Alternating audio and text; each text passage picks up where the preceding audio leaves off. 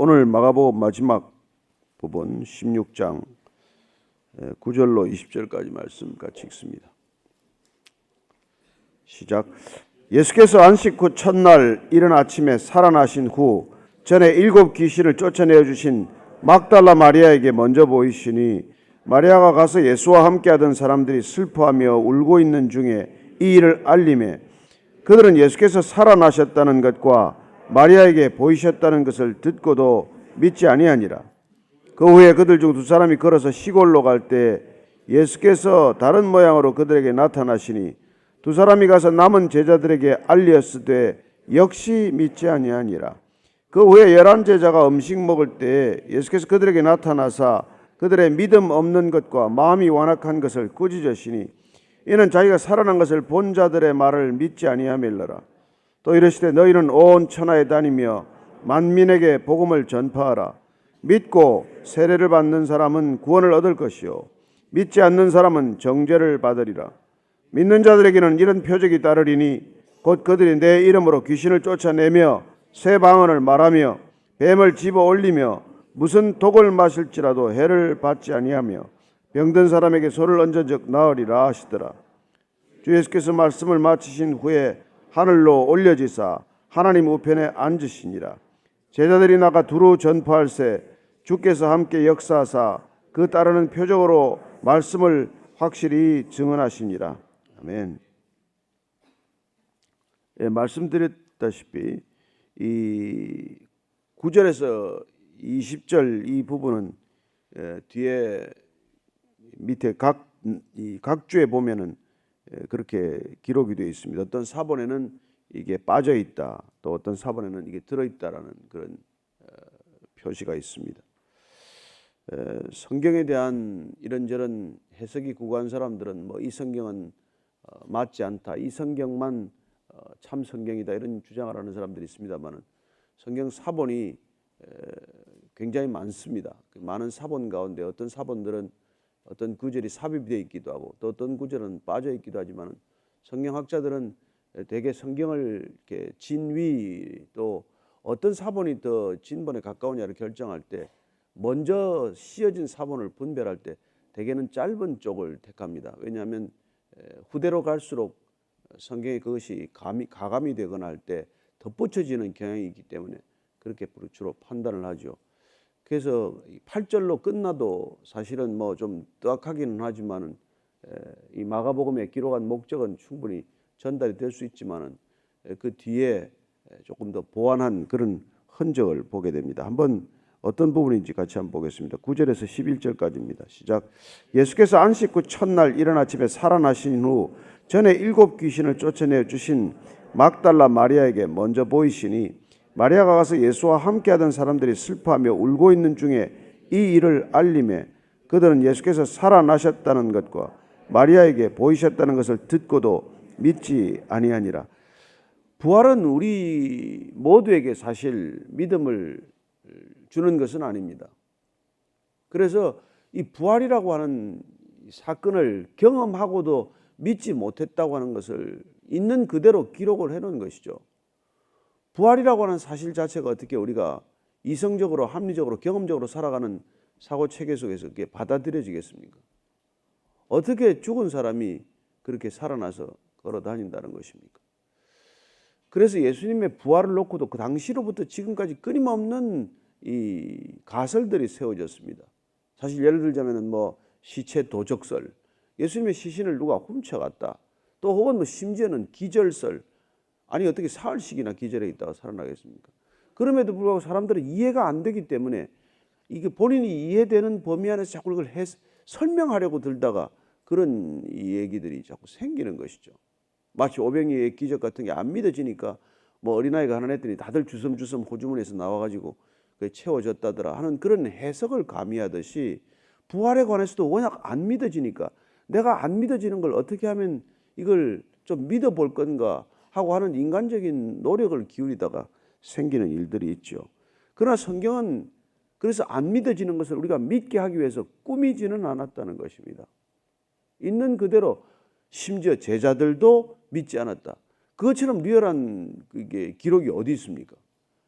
아니 3년을 따라다니고 내가 부활할 것이라는 얘기를 들었던 제자들도 실제 부활하는 모습을 보고는 믿지 못했더라 하는 것을 기록해두는 목적은 무엇이겠습니까? 저와 같은 사람들이 믿지 못할 것을 알고 그 믿음 없는 것을 사실 어떻게 보면은 이렇게 정상적인 거로 기록을 해놓은 거예요. 안 믿어지는 걸. 사실 우리가 마태복음을 봐도 마태복음 28장 끝을 한번 찾아보십시오. 마태복음 28장 마지막에도 이렇게 기록이 되어 있습니다. 28장 16절 17절 말씀입니다. 같이 읽습니다. 시작. 11 제자가 갈릴리에 가서 예수께서 지시하신 산에 이르러 예수를 배웁고 경배하나 아직도 의심하는 사람들이 있더라. 아니 여러분, 이게 지금 갈릴리까지 가서 예수님 지금 그 앞에서 경배를 드리고 그리고는 아직도 몇몇 제자들은 의심을 했다는 것입니다. 따라서 부활하신 예수님의 모습이 그들이 익숙한 모습이 아니었을 수 있다는 것을 우리가 가정해야 합니다. 부활하신 모습이 실제 그들이 따라다닐 때 함께 동행했던 예수님의 모습과는 상당히 달라졌다는 것을 우리는 알게 됩니다. 부활하신 모습이. 그런 점에서 우리가 익숙했던 모습이 아니기 때문에 어쩌면 저분이 예수님인가 하는 그런 생각이 들겠죠. 저는 여러분들이 정말 이게 천국에서 만나서 저를 알아볼 수 있게 되기를 축복합니다. 저분이 아닌가? 왜냐하면 우리가 부활했을 때는 어쩌면 이렇게 늙지 않았던 가장 그렇게 아름다운 모습으로 서로 만날 때 서로 간에 익숙지 않았던 모습 때문에 그런 의심을 할 수 있겠죠. 어쨌건 지금 보니까 마리아가 예수와 함께하던 사람들이 슬퍼하며 울고 있는 중에 이 일을 알렸다고 되어 있습니다. 여전히 그들은 예수님께서 내가 성경에 응하기 위해서 십자가에 못 박혀 죽고 부활해야 한다는 이 말씀을 그렇게도 들려주셨음에도 불구하고 슬픔을 억누르지 못합니다. 슬퍼하고 울고 있는 중에서 마리아가 가서 이 사실을 알렸지만 살아나셨다는 것도 믿을 수 없고 마리아가 보았다는 것도 믿을 수 없는 그런 상황에 있습니다. 그래서 사실은 이 첫 번째 목격자가 막달라 마리아라고 기록해 놓는 것도 사실은 참 위태로운 기록이라고 말씀을 드렸습니다. 이 여자의 말을 누가 믿겠냐는 거예요. 실성하다가 정신을 찾긴 했지만 정상적인 사람으로 받아들여지지 않았던 한 여인의 증언을 어떻게 믿겠냐고 그렇게 사람들은 생각했을 것입니다. 다시 또 실성하지 않았나 이렇게 생각을 했겠죠. 원래 실성했다가 제정신을 잠깐 찾았다가 다시 돌아갔구만 그런 얘기를 아마 했을 거예요. 12절 13절입니다. 시작. 그 후에 그들 중 2사람이 걸어서 시골로 갈 때 예수께서 다른 모양으로 그들에게 나타나시니 2사람이 가서 남은 제자들에게 알렸을 때 역시 믿지 아니하니라. 우리가 이 얘기는 누가복음을 통해서도 잘 알 수 있습니다. 엠마오로 가던 2 제자가 예수님과 길을 가면서 이 얘기를 나누었습니다. 그럼에도 불구하고 그들은 예수님인 줄 몰랐죠. 자, 엠마오 가던 얘기 잠깐 한번 찾아볼까요? 누가복음 24장 부분입니다. 24장 13절 이하를 읽습니다. 시작. 그날에 그들 중 둘이 예루살렘에서 25리 되는 엠마오라 하는 마을로 가면서 이 모든 된 일을 서로 이야기하더라. 그들이 서로 이야기하며 문의할 때 예수께서 가까이 이르러 그들과 동행하시나 그들의 눈이 가려져서 그인 줄 알아보지 못하거늘 예수께서 이르시되 너희가 길 가면서 서로 주고받고 하는 얘기가 무엇이냐 하시니 2사람이 슬픈 빛을 띠고 머물러 서더라. 그 한 사람인 글로바라는 자가 대답하여 이르되 당신이 예루살렘에 체류하면서도 요즘 거기서 된 일을 혼자만 알지 못하느냐? 이르시되 무슨 일이냐? 이르되 나사렛 예수의 일이니 그는 하나님과 모든 백성 앞에서 말과 일에 능하신 선지자이거늘 우리 대제사장들과 관리들이 사형 판결에 넘겨주어 십자가에 못 박았느니라. 우리는 이 사람이 이스라엘을 속량할 자라고 바랐노라. 이뿐 아니라 이 일이 일어난 지가 사흘째요. 또한 우리 중에 어떤 여자들이 우리로 놀라게 했으니 이는 그들이 새벽에 무덤에 갔다가 그의 시체는 보지 못하고 와서 그가 살아나셨다는 천사들의 나타남을 보았다 함이라. 또 우리와 함께한 자 중에 2사람이 무덤에 가 과연 여자들이 말한 바와 같음을 보았으나 예수는 보지 못하였으니라 하거늘 이르시되 미련하고 선지자들이 말한 모든 것을 마음에 더디 믿는 자들이여 그리스도가 이런 고난을 받고 자기의 영광에 들어가야 할 것이 아니냐. 이렇게 말씀을 일러주시고서야 비로소 예수님께서 부활하셨다는 것을 그것도 가까스레 깨닫게 되는 것이죠. 이들 제자들이 가서 또 제자들에게 그 사실을 얘기했지만 제자들이 믿지 못합니다. 그래서 예수님께서 11 제자들이 식사할 때 다시 찾아가서 그들을 얘기하는 것을 듣게 됩니다. 자, 한번 그 뒷부분 다시 한번 읽겠습니다. 14절 15절입니다. 시작. 그 후에 11 제자가 음식 먹을 때 예수께서 그들에게 나타나사 그들의 믿음 없는 것과 마음이 완악한 것을 꾸짖으시니 이는 자기가 살아난 것을 본 자들의 말을 믿지 아니함이니라. 자, 여기 보면은 왜 이걸 부활하신 예수님을 못 믿었는지를 보니까 첫째는 믿음 없는 것이지만 마음이 완악한 것을 주님께서 꾸짖으셨습니다. 사람들이 전해줘도 믿지 못하고 목격자들의 증언 자체를 믿지 못하는 것은 그들 안에 마음 가운데 여전히 완악함이 남아있다는 것을 말씀해주고 계십니다. 예, 그래서 참 이 보면 여러분들 참 악한 자일수록 사람 말을 잘 안 믿잖아요. 저도 절대로 안 믿었습니다. 저도 아주 지극히 악한 자였기 때문에 사람들 말은 믿으면 큰일 나는 줄로 알았습니다.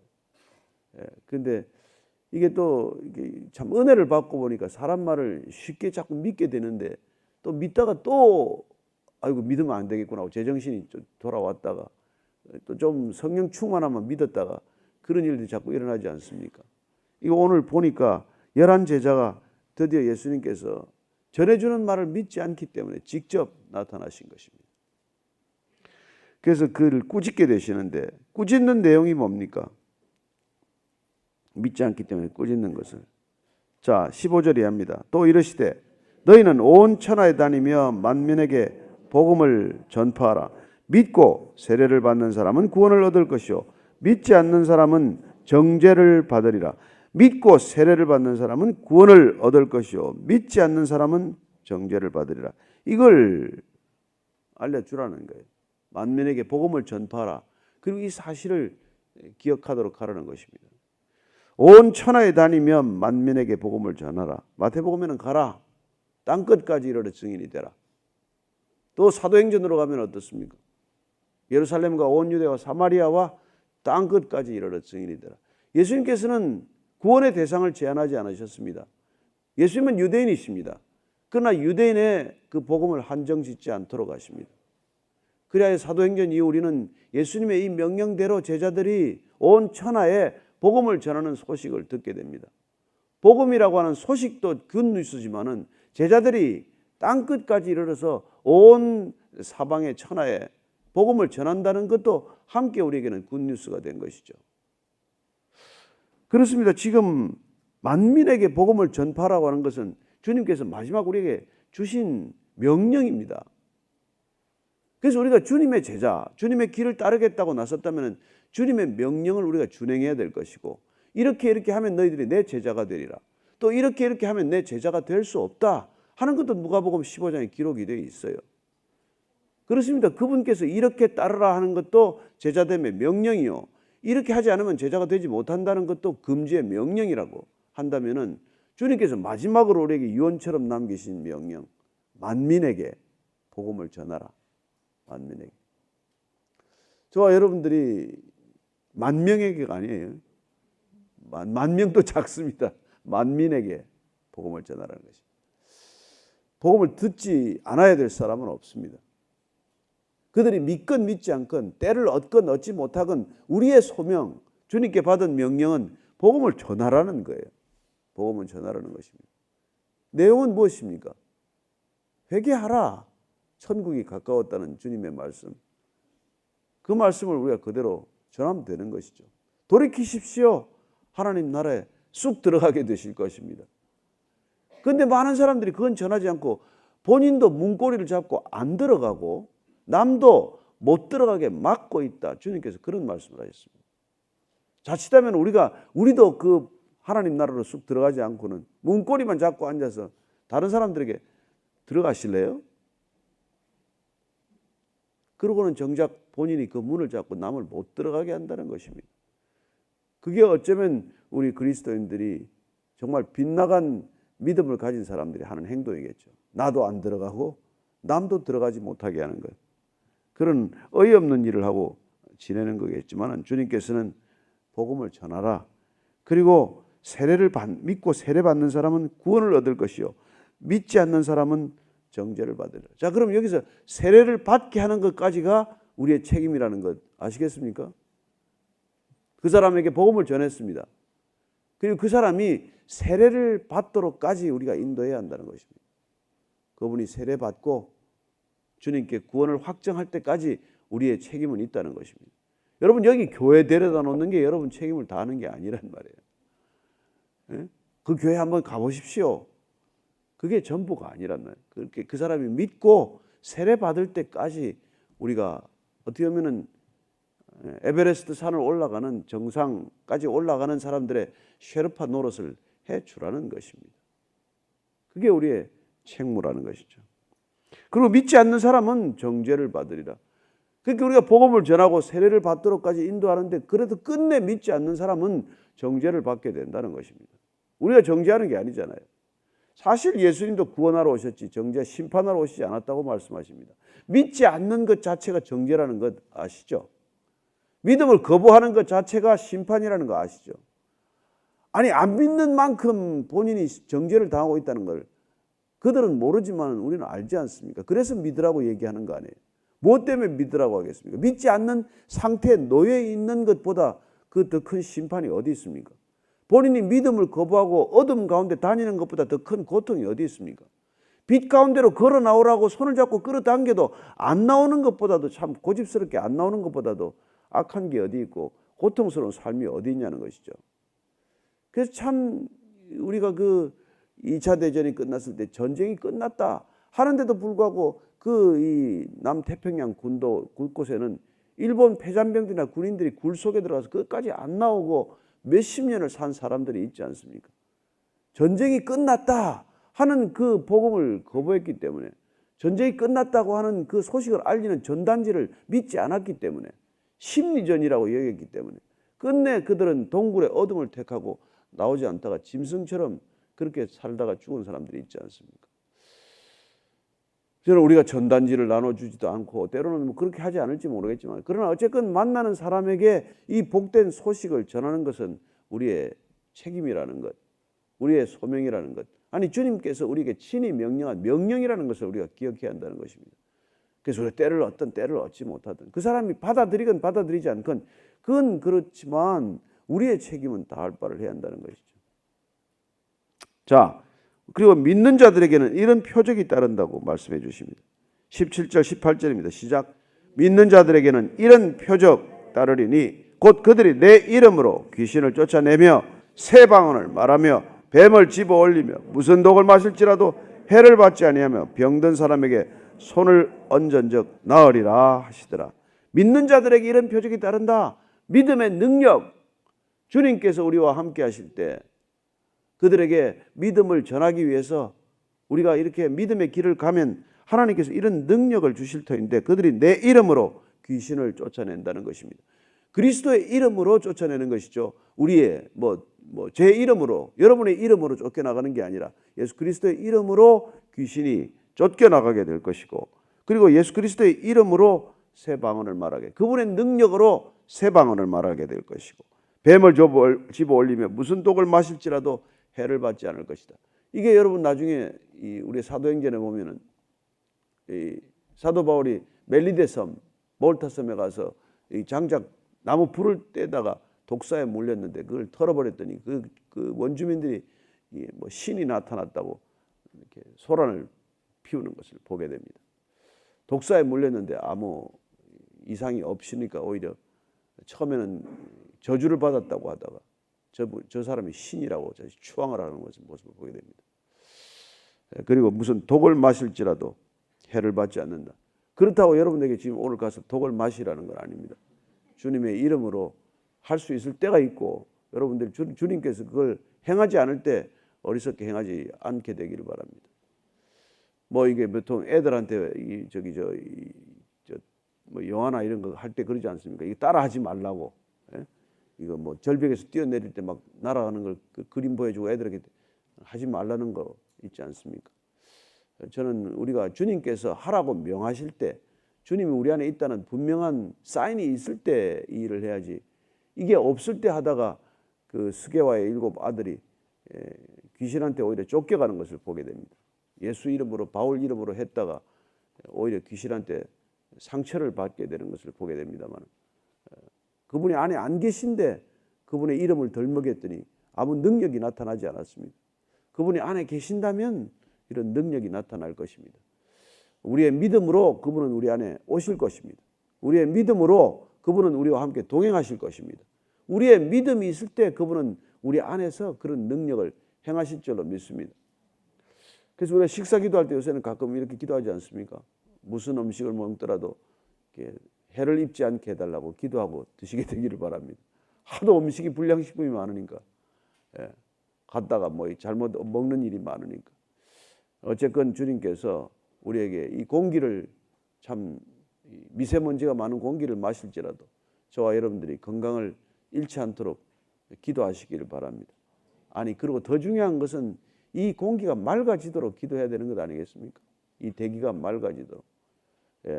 그래서 바람이 불든 기온이 떨어지든 어쨌건 우리가 참 숨 좀 쉴 수 있는 환경이 되었으면 좋겠습니다. 저는 믿는 자들에게 이런 표적이 따른다는 믿음을 갖게 되기를 축복합니다. 우리의 믿음 없이 하는 것은 아무 능력이 없습니다. 믿음 없이 하는 기도도 무슨 기도가 응답이 되겠습니까? 어떻게 믿는 게 믿음입니까? 내 믿음입니까? 그리스도의 믿음입니까? 우리 주님께서 하나님 아버지를 전적으로 신뢰하셨듯이 그분의 믿음을 달라고 기도할 수 있게 되길 바랍니다. 내 믿음이 커진다고 커지게 해달라고 기도하는 것보다는 내 안에 주님의 믿음, 예수 그리스도의 믿음이 선물로 주어지기를 기도할 수 있게 되기를 바랍니다.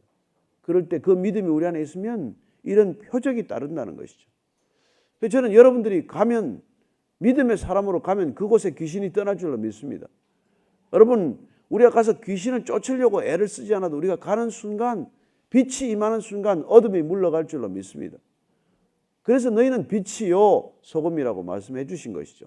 빛이 가면 여러분 어둠을 쫓아내려고 어둠과 싸우지 않습니다.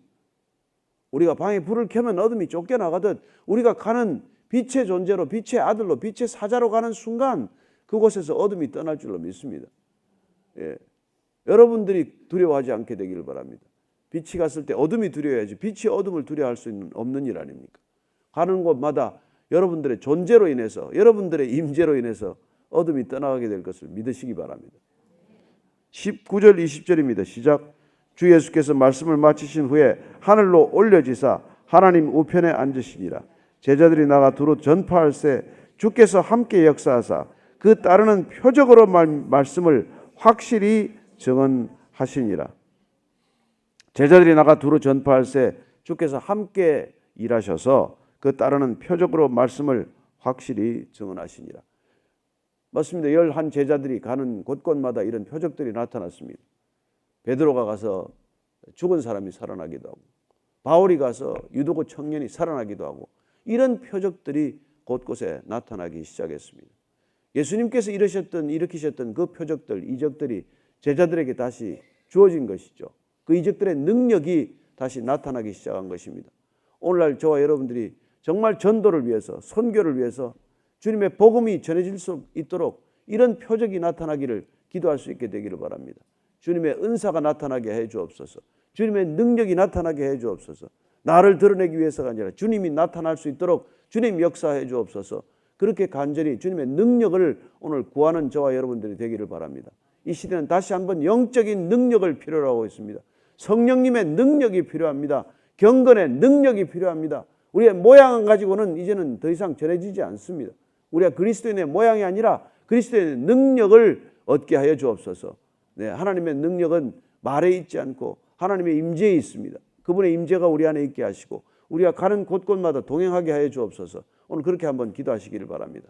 같이 마가복음을 마치면서 주님의 능력을 사모하고 그 능력이 우리와 함께 있기를 오늘 한번 같이 기도하기를 원합니다. 간절히 한번 같이 기도하십시다. 하나님 아버지, 주님께서 제자들에게 능력을 약속하셨습니다. 볼지어다 내가 세상 끝날까지 너희와 항상 함께 하리라고 약속하셨고, 주님과 동행하는 약속이 나타날 때 무슨 독을 마실지라도 애를 입지 않고 뱀을 집어 올릴지라도 뱀의 독에 물리지 않을 것이라고 주님 말씀해 주셨습니다. 하나님, 하나님의 능력이 우리와 함께하고 동행하는 우리의 걸음이 되게 해 주옵소서. 내 이름으로 귀신을 내어 쫓는다고 하셨사오니 주님, 우리가 가는 곳마다 주님의 이름으로, 주님의 능력으로, 주님의 임재로 귀신이 떠나고 쫓겨나가는 것을 보게 하여 주옵소서. 하나님, 그리하여 정신 나간 사람이 정신을 찾게 하시고, 입만 열면 욕을 하는 사람들이 입을 닫게 하시고, 하나님, 입만 열면 거짓말하는 사람들이 침묵하게 하여 주옵소서. 우리의 주님과 동행하는 걸음들이 그런 표적을 보게 하여 주옵소서. 우리가 가는 곳곳마다 다툼이 있는 곳에 화해가 있게 하시고, 하나님, 절망이 있는 곳에 희망이 있게 하시고, 다시 한번 슬픔이 있는 곳에 기쁨이 회복되게 하여 주옵소서. 우리가 가는 걸음이 주님 그런 걸음 되게 해 주시옵소서. 주님께서 너희들이 내가 한 일보다 더 큰 일을 하리라고 주님께서 말씀해 주셨습니다. 산을 들어 저 바다에 빠지우라 하여도 저 산이 들려 바다로 빠질 것이라고 말씀하셨습니다. 겨자씨만한 믿음이라도, 나의 믿음, 주님의 믿음, 그리스도의 믿음이 있으면 이런 기적들이 나타날 줄로 믿습니다. 하나님, 우리에게 이런 능력을 부어주옵소서. 성령을 부어주옵소서. 하나님, 성령으로 충만하게 해주옵소서. 각 사람에게 성령의 은사가 나타나게 해주옵소서. 바람처럼 불처럼 이 마가의 다락방에 임했던 성령의 세례가 임하게 하시고, 하나님, 각 사람에게 그런 능력이 임할 때 하나님, 믿음의 사람들이 가는 곳곳마다 이런 표적이 나타날 줄로 믿습니다. 오늘 베이직교회 성도들만이 아니라 이 시대 모든 그리스도인들이 경건의 능력을 회복하게 하시고 성령의 능력으로 충만하게 하여 주옵소서. 살아계신 하나님 아버지, 오늘도 주께서 새 영으로 우리 모두를 충만케 하여 주옵소서. 그리하여 우리가 가는 곳마다 주님께서 너희는 가라, 땅끝까지 가라고 하셨사오니 우리 발걸음을 옮기는 곳마다 그리스도의 표적이 나타나게 하여 주옵소서. 하나님, 이 시대 모든 그리스도인들이 경건의 능력을 회복하게 하시고 말씀의 능력으로 충만하게 하시고 성령의 능력으로 충만하게 하여 주옵소서. 이제는 십자가에서 그 능력을 부어주신 우리 구주 예수 그리스도의 은혜와 아버지의 사랑과 성령의 인도하심이 오늘 말씀을 따라 주님 가라고 하는 곳까지 가기로 결단하고 주와 함께 동행하기를 결정한 이 자리에 고개 숙인 모든 성령의 지체들 위해, 능력의 형제들 위해, 믿음과 은혜의 사도들 위해 지금부터 영원까지 함께 하시기를 간절히 축원하옵나이다. 아멘.